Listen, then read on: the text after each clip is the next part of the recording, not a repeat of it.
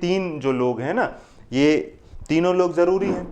यहाँ पर Donald Trump जो हैं उन्होंने क्या कहा, प्रधानमंत्री मोदी उन्होंने, या भारत का स्टैंड क्या है, और पुतिन। यहाँ पर देखिए क्लियरली जो है इजराइल का, अमेरिका जो है वो इजराइल का समर्थन करेगा, लेकिन अमेरिका ने बोला है कि वो इस युद्ध में डायरेक्ट शामिल नहीं है। मतलब कि अमेरिका कह रहा है मुझे कुछ पता ही नहीं है, मुझसे इजराइल ने पूछा ही नहीं। लेकिन विशेषज्ञों की माने तो मतलब इजराइल को एक प्रकार से समर्थन तो है अमेरिका का, क्योंकि अमेरिका जो है वो हमेशा इजराइल के पीछे खड़ा रहता है और प्रत्यक्ष हमले में भाग नहीं लिया, याद रखना, सैन्य सुरक्षा की। और ट्रंप ने यह भी कहा है कि ईरान को इस बात की चेतावनी दी है कि आप अमेरिका के सैन्य ठिकानों पर हमला नहीं करेंगे। देखो ईरान को पता है कि इजराइल से बड़ा जो है खिलाड़ी वो तो अमेरिका है, तो इजराइल को तो हम रोक ही लेंगे, लेकिन उसमें अगर अमेरिका ने मदद कही तो रोकना मुश्किल हो जाएगी। इस वजह से ट्रंप को यह कहना पड़ा कि हमारे ठिकानों पर हमला मत करना। ईरान को यह चेतावनी दी है ट्रंप ने, और ट्रंप ने यह भी मना किया है कि अमेरिका इसमें डायरेक्ट शामिल नहीं है, लेकिन इनडायरेक्टली इजराइल को अमेरिका का समर्थन तो है। लेकिन सबसे बड़ी ट्विस्ट की बात है पुतिन, रूस ने स्पष्ट रूप से इस युद्ध की आलोचना की है। रूस ने कहा है कि इजराइल ने गलत किया है, ईरान पर हमला नहीं करना चाहिए था। युद्ध की आलोचना की है रूस ने, ईरान के साथ संबंध मजबूत है रूस के, शांति की अपील की गई है और बोला गया है कि इसमें वेस्टर्न डिस्टर्बेंस, खासतौर पर यूरोप और अमेरिका, इन दोनों को युद्ध में हस्तक्षेप ना करें।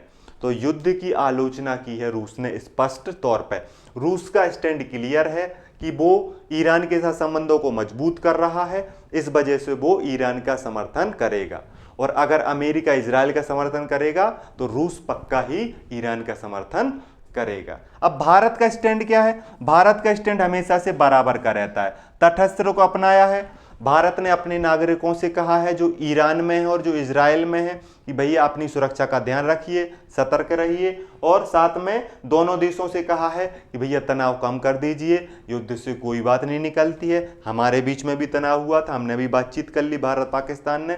हमने रूस और यूक्रेन से भी यही कहा था कि आप भी बातचीत कर लीजिए। इसी प्रकार भारत ने इनसे भी कहा है कि आप, क्योंकि भारत को दोनों जरूरी हैं, हथियार चाहिए, टेक्नोलॉजी चाहिए तो इजराइल जरूरी है, और तेल चाहिए और कूटनीतिक समर्थन चाहिए। पाकिस्तान को अगर काउंटर करना है तो हमें ईरान भी चाहिए।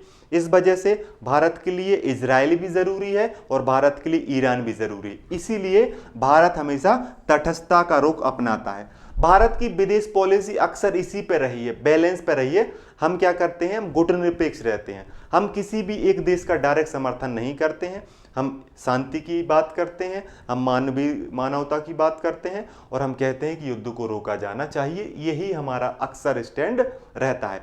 अगर आपको एग्जाम वगैरह में कभी लिखना पड़े कि भारत का स्टैंड अक्सर क्या रहता है, तो तटस्थ रहता है, न्यूट्रल रहता है। भारत दोनों देशों के साथ क्या करता है, शांति की अपील करता है, और अगर मदद करने की भी बात भी आती है तो दोनों देशों को करता है।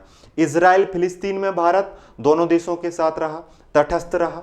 यूक्रेन रूस में भी भारत दोनों देशों के साथ तटस्थ रहा, और इस मामले में भी भारत तटस्थ रहने की बात कह रहा है। तो ये स्टैंड था भारत और अमेरिका और रूस का। अब